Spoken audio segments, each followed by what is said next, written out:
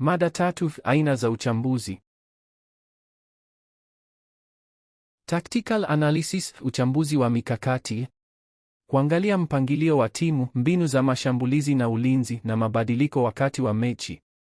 Mfano, timu inayobadilisha kutoka 4-3-3 hadi 3-5-2 kuzingatia mpira wa mraba.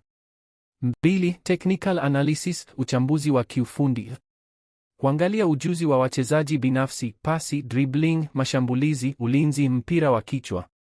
Mfano, mchezaji anayependa kupitisha mpira kwa miguu ya kulia mara nyingi anapoteza mpira wakati anapopigwa kutoka upande wa kushoto.